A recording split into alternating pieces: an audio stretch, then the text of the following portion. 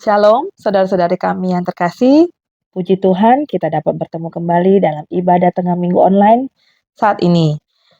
Kembali kami mengingatkan Bapak Ibu, saudari-saudari kami yang terkasih, pelayanan kami hadir setiap hari Selasa dan Kamis pukul 19 waktu Indonesia bagian Barat.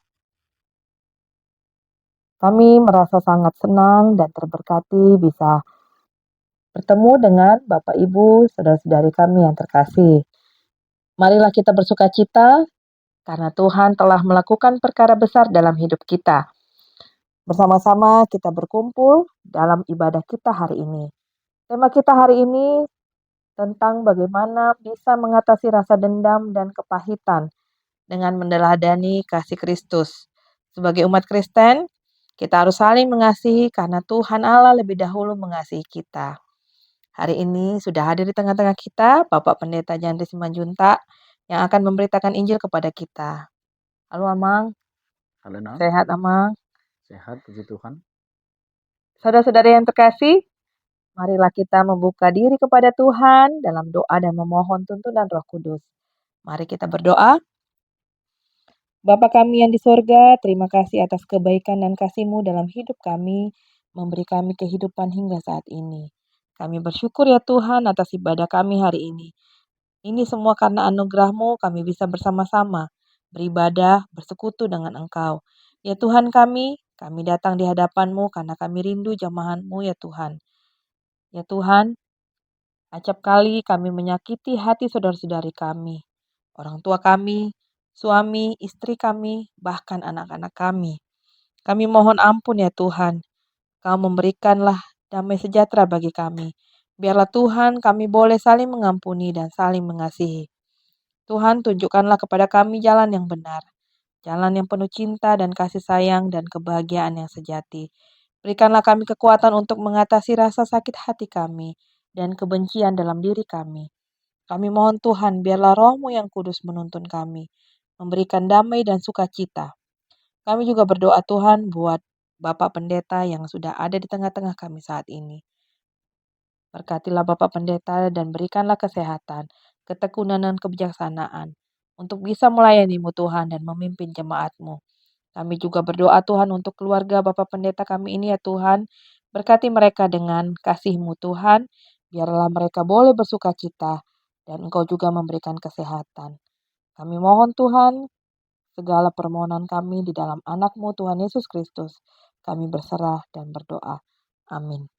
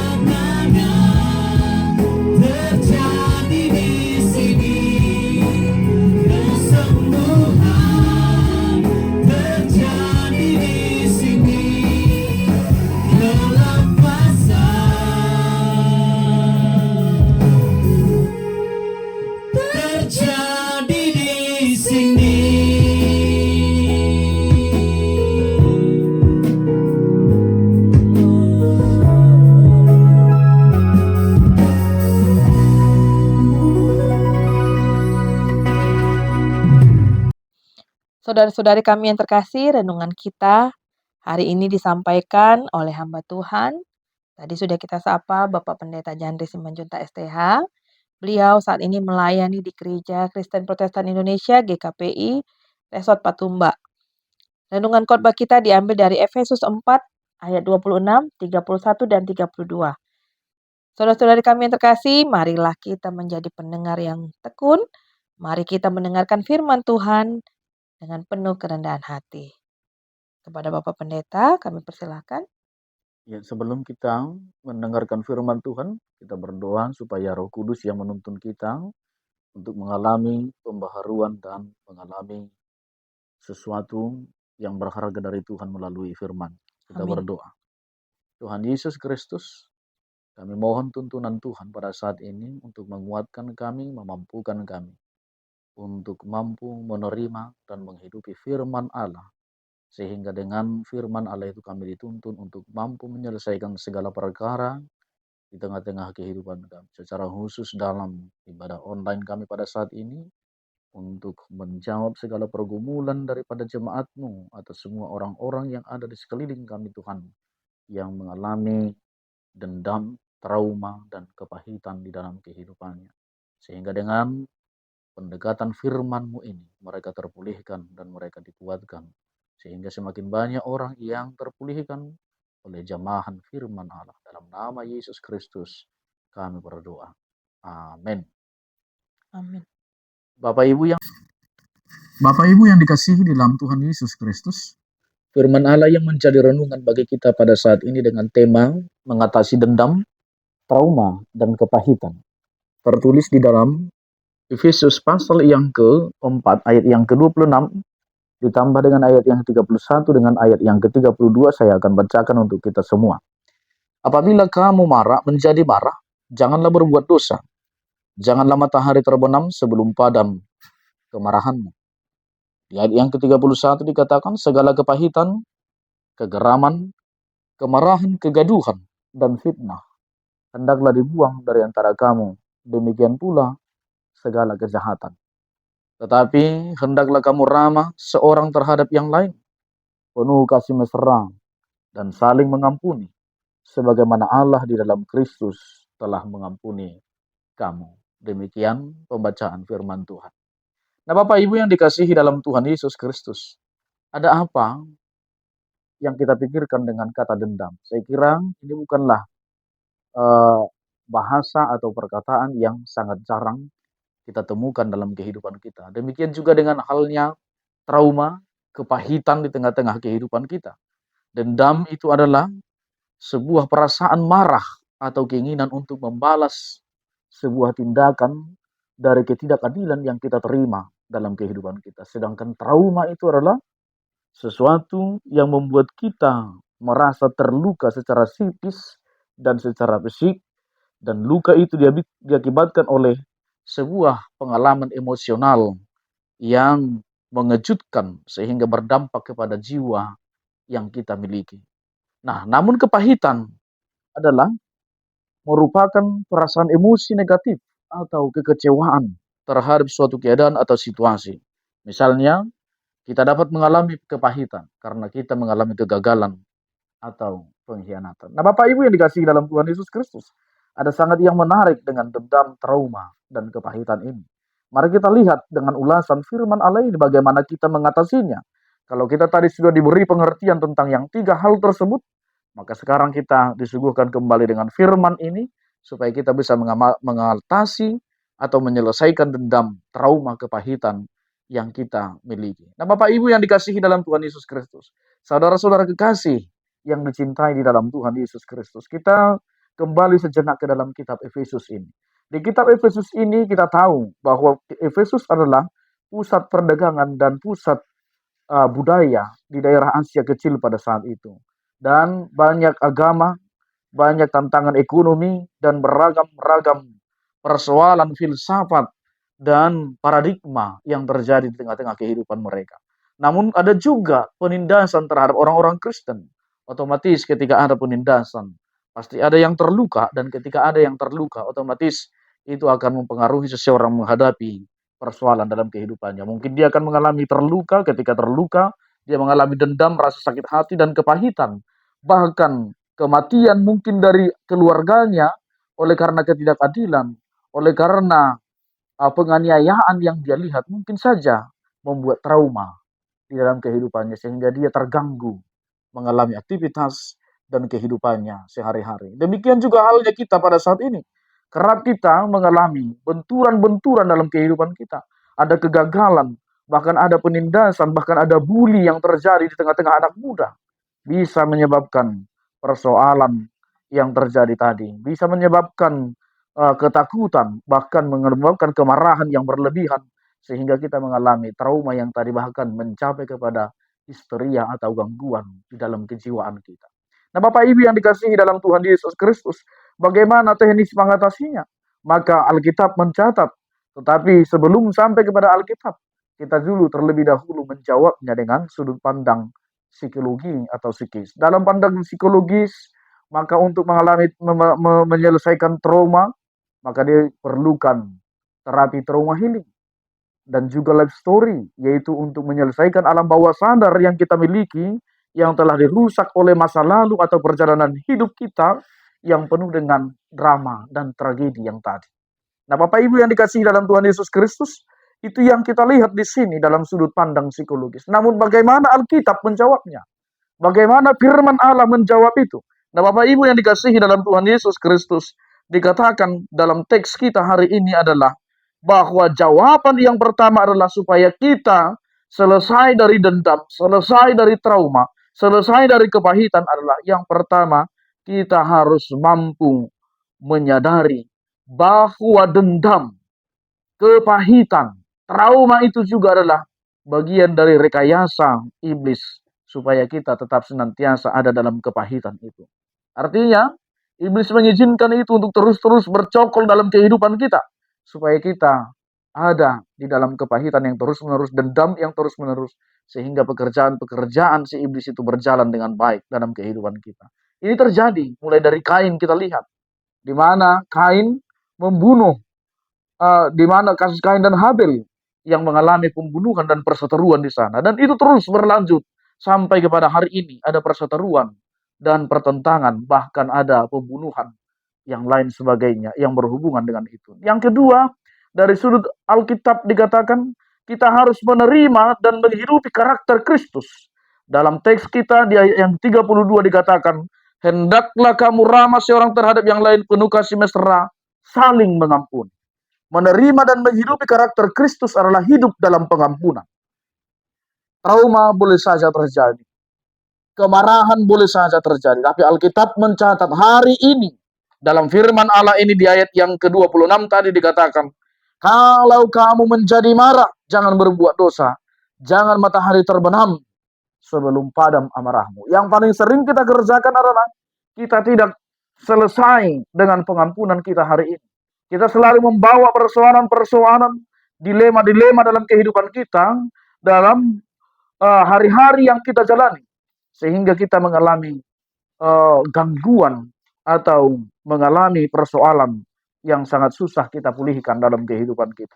Nah, Bapak Ibu yang dikasihi dalam Tuhan Yesus Kristus, ini dikatakan dalam teks kita yang tadi, janganlah kamu menjadi marah atau berbuat dosa dalam kemarahan. Nah, dikatakan lagi yang kedua, untuk mengatasi dalam persoalan yang kita hadapi adalah hidup dalam pengampunan. Maka di ayat yang ke-32 kita disuguhkan dengan kata, kamu harus saling mengampuni sebagaimana Allah di dalam Kristus telah mengampuni kamu. Orang yang telah menerima Kristus dengan benar dalam kehidupannya.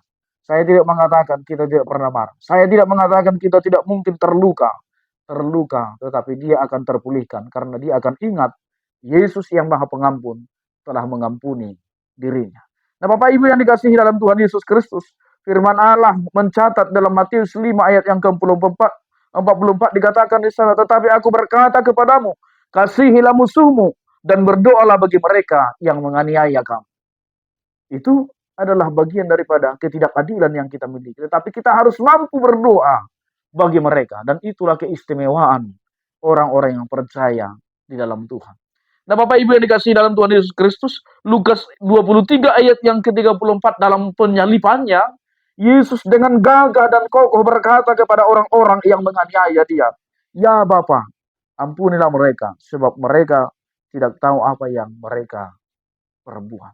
Nah, ketidaktahuan terkadang bisa membuat orang untuk melakukan kejahatan tersebut atau melakukan ketidakbaikan kepada kita. Ketidaktahuan dalam berkata-kata, ketidaktahuan dalam pengetahuan sehingga mengadakan debat kusir atau mengadakan penindasan dengan kata-kata atau kekerasan verbal di tengah-tengah kehidupan kita. Dan di Kolose 3 ayat yang ke-13 Tuhan jelas mengatakan kembali melalui firman Allah ini dikatakan, ampunilah seorang akan yang lain apabila seorang menaruh dendam terhadap yang lain, sama seperti Tuhan telah mengampuni kamu, perbuat jugalah demikian. Artinya Tuhan mengajak kita pada saat ini supaya tidak menjadi dendam. Ampunilah seorang akan yang lain.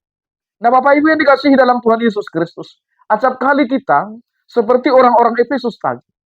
Dia yang bergabung dengan agama-agama yang ada di sekelilingnya, sehingga dia terpengaruh dengan ajaran-ajaran dan filsafat-filsafat yang berkembang. Seperti halnya dalam tradisi orang Batak misalnya. Sering kita terpengaruh dengan gaya berpikir orang Batak tersebut, sehingga kita memiliki dendam. Karena di dalam orang Batak, kita mengizinkan dengan perkataan, bakuni hauna zonukdo, masih sosan begitu. Seolah-olah kita melebelkan atau melegalkan bahwa pertengkaran, pertikaian itu adalah sesuatu yang lumrah-lumrah terjadi. Nah, seharusnya bagi orang Kristen harus membenci pertengkaran, menyingkirkan dan membuang itu semuanya. Itu bukan bahagian dari kehidupan orang yang percaya. Nah, di dalam falsafah orang Batak sampai ada pula kita menemukan persoalan yang baru dalam esensi kehidupannya, mardumu di tanurang. Nah, kira-kira begitu. Dia mengharapkan tidak ada perdamaian, tidak ada pengampunan. Bahkan ketika kita tidak mengampuni Bapak Ibu, justru kita yang mengalami kerugian. Nah, Bapak Ibu yang dikasihi dalam Tuhan Yesus Kristus, jangan berpikir ketika Anda tidak mengampuni Anda beruntung. Justru ketika Anda tidak mengampuni, Andalah yang rugi. Tetapi orang yang mengampuni adalah orang yang besar dalam kehidupan.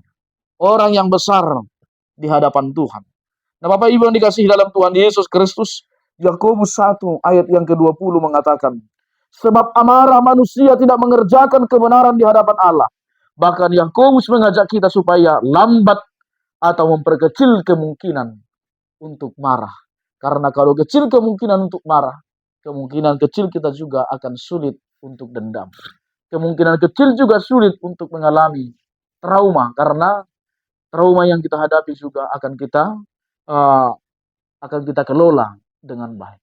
Dan biasanya orang yang tidak bisa mengelola trauma, yang tidak bisa mengelola emosinya, itulah yang mengalami trauma dalam kehidupannya. Sehingga dia nanti akan menjadi orang-orang yang mengalami mental disorder atau mengalami gangguan kejiwaan. Nah, Bapak Ibu yang dikasihi dalam Tuhan Yesus Kristus, ada hal beberapa trik yang dikatakan oleh beberapa ahli yang mungkin saya coba kita share bagi kita saat ini. Masalah tentang uh, menyelesaikan kemarahan, menyelesaikan trauma dalam kehidupan kita. Seorang teolog di tahun abad yang ke-19 yang bernama Serene Jones mengatakan bahwa trauma yang kita hadapi, dendam yang kita hadapi, ataupun kepahitan yang kita hadapi, itu dapat kita selesaikan melalui lewat iman orang Kristen dikatakan, itu dapat menembus jantung traumatik. Artinya, lewat iman kita menyelesaikan trauma kita. Kalau kita beriman kepada Kristus dan menerima kebesaran Kristus, maka kita akan mengalami pemulihan dan pemulihan. Hanya kepada Yesus Kristuslah kita datang untuk menyelesaikan dendam, kepahitan, dan trauma yang kita miliki. Di luar itu sangat susah kita selesaikan. Kalaupun ada psikologi yang menawarkan, tetapi penyembuhan spirit tidak ada di dalam ruang lingkup psikologi. Dia hanya menawarkan dengan teori-teori dan terapi-terapi yang ada di sana.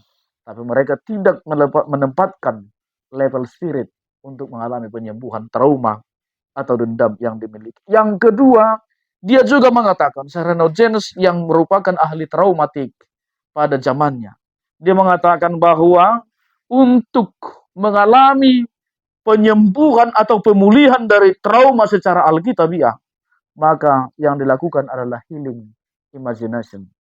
Healing imagination ini adalah menuntun orang untuk menerima rahmat Allah di dalam trauma tersebut. Sehingga ketika orang tertuntun menerima rahmat Allah, ada rencana Allah yang indah walaupun terjadi kepahitan itu.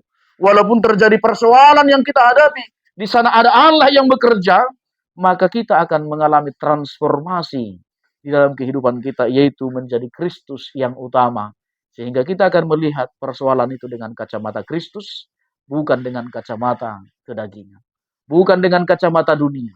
Sehingga kita akan berkata, di dalam kehidupan kita menyimpulkan setiap persoalan dalam kehidupan kita, apapun yang Tuhan kerjakan, apapun yang Tuhan izinkan kepada kehidupanku adalah untuk mendatangkan kebaikan. Kita akan tutup khotbah ini dengan perkataan daripada Yeremia yang 29 ayat yang ke-11. Dia katakan, sebab rancanganku bukanlah rancanganmu, sebab jalanmu bukanlah jalanku. Sebab rancanganku adalah rancangan damai sejahtera untuk menuju kehidupan. Nah, Bapak Ibu yang dikasihi dalam Tuhan Yesus Kristus, Allah merancang segala sesuatunya untuk menjadi baik. Nah, kita melihat kasus Yusuf tadi, Bapak Ibu. Kasus Yusuf yang dirancang oleh saudara-saudaranya untuk dibunuh. Dirancang saudara-saudaranya dijual menjadi budak. Tetapi Tuhan merekakan yang baik walaupun yang pahit dari awalnya. Jadi jangan langsung berkecil hati ketika ada pergumulan, ada persoalan. Tuhan ada di sana menanti untuk memberi jawaban, menanti untuk memberi berkat dan jalan kelepasan kepada kehidupan kita. Dan hati-hati dengan kemarahan. Yakobus tadi dengan jelas mengatakan, kemarahan itu tidak mendatangkan berkat di hadapan Allah. Nah, Bapak Ibu yang dikasihi, apa yang menjadi contoh dari Alkitab yang kita lihat? Karena kemarahan dan dendam yang kita miliki, maka kita mengalami kerugian dalam kehidupan kita. Kita ambil kesaksian yang terakhir dari Musa. Ketika Musa mengambil 2 loh batu dari Gunung Sinai, dia turun ke bawah, membawa ke bangsa Israel. Dia lihat bangsa Israel telah berzina secara rohani, menyembah berhala. Lalu Musa marah dan menjatuhkan 2 loh batu tersebut sehingga pecah. Dan yang kedua, Musa katakan kembali ketika bangsa Israel menuntut Musa untuk memberikan mereka air karena kehausan dan makanan-makanan yang enak, yaitu untuk makan daging. Maka Musa marah kepada bangsa Israel dan mengetok batu supaya air keluar. Dengan kemarahannya, Allah mengatakan kepada Musa, Musa, kamu tidak layak ikut ke tanah Kanaan. Nah, Bapak Ibu yang dikasihi dalam Tuhan Yesus Kristus, orang yang memiliki dendam, orang yang memiliki kepahitan dan trauma dalam kehidupannya, akan sangat susah untuk melihat berkat Allah di dalam kehidupan. Dia hanya melihat kegagalan dan kegagalan. Saya mau tutup firman ini dengan kata bahwa istri Lot hanya melihat ke masa lalunya. Dia tidak melihat ke depan, ada Allah di depan yang menjanjikan berkat. Nah, Bapak Ibu, jangan menjadi istri Lot yang menjadi tiang garam. Jadilah menjadi Lot yang melihat masa depan yang di depannya. Tuhan Yesus memberkati. Bapak Ibu, saudara-saudari yang terkasih, telah tiba saatnya kita akan menutup ibadah tengah minggu online kita hari ini. Terima kasih buat Bapak Pendeta yang sudah memberitakan Injil. Marilah kita dengan pemberitaan Injil tadi, merenungkan firman Tuhan, kita semakin dikuatkan untuk menjalani hari-hari kita ke depan. Kita akan tutup doa ibadah kita hari ini dengan doa dari Amang Pendeta. Bapak Ibu yang dikasihi dalam Tuhan Yesus Kristus, kita akan menutup ibadah online kita pada malam hari ini. Kiranya kasih Kristus senantiasa memberkati Bapak Ibu dimanapun berada. Kita berdoa. Tuhan Yesus Kristus, kami bersyukur atas segala berkat Tuhan yang kami rasakan pada saat ini, lawatan Tuhan yang menjamah kehidupan kami, melalui firman Allah yang telah kami dengarkan, dan juga kami merasakan lawatan tangan Tuhan melalui Sylvia Margaret Huta Barat Channel yang memberkati kami pada saat ini melalui ibadah online ini Tuhan, sehingga melalui firman dan melalui ibadah online ini ada banyak jemaat, ada banyak anak-anak Tuhan yang akan tertolong melalui ibadah ini untuk mengalami pemulihan dari trauma, mengalami pemulihan dari rasa dendam, sehingga mereka menganggap bahwa dendam dan kepahitan itu tidak membangun bagi kehidupan mereka, justru menghambat berkat Allah untuk menuju kesuksesan dalam kehidupan setiap orang. Karena itu tolonglah Tuhan setiap orang yang mendengarkan firman Allah ini terberkati dan dipulihkan oleh Tuhan dari segala persoalan yang dihadapi, segala dendam dan kepahitan, segala akar masalah yang dihadapi dalam kehidupannya dia dapat tuntaskan dengan berlandaskan kuasa dan kasih penyertaan Kristus.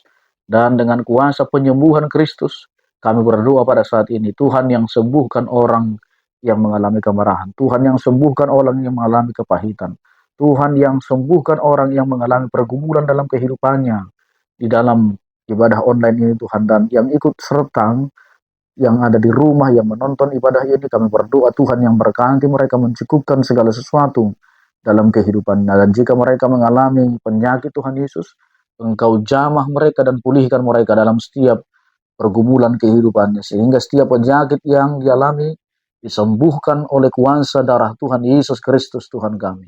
Kami juga berdoa Tuhan Yesus Kristus hari ini juga di dalam ibadah online ini kami berdoa biarlah Tuhan Sylvia Margaret Huta Barat channel ini diberkati oleh Tuhan dan semakin dijadikan oleh Tuhan untuk menjadi channel yang memberkati orang lain dan menolong orang lain, menolong anak-anak Tuhan untuk dipulihkan di dalam kehidupannya, sehingga kerinduan anak-anak Tuhan untuk mendengarkan firman Tuhan melalui channel ini semakin meningkat dan semakin uh, mengalami kualitas yang lebih baik lagi. Tuhan Yesus Kristus, kami juga berdoa untuk kelanjutan channel ini Tuhan. Kami berdoa biarlah Tuhan Yesus yang memberkati mereka, memberikan hikmat dan kebijaksanaan agar mereka semakin berhikmat dan semakin mengalami pembaharuan yang terus-menerus untuk memodifikasi, untuk menata dan membangun channel ini untuk menjadi berkat dan saluran berkat bagi orang-orang yang ada di sekeliling kami Tuhan.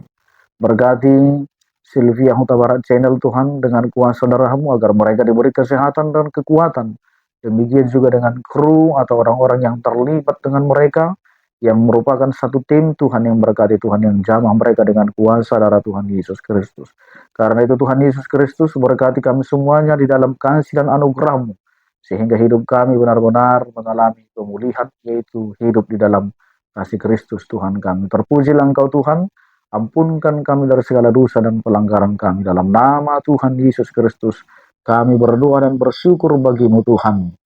Kasih karunia dari Tuhan kita Yesus Kristus, kasih setia daripada Allah Bapa dan pertolongan Roh Kudus, kiranya memberkati dan menyembuhkan saudara sekalian. Amin. Amin.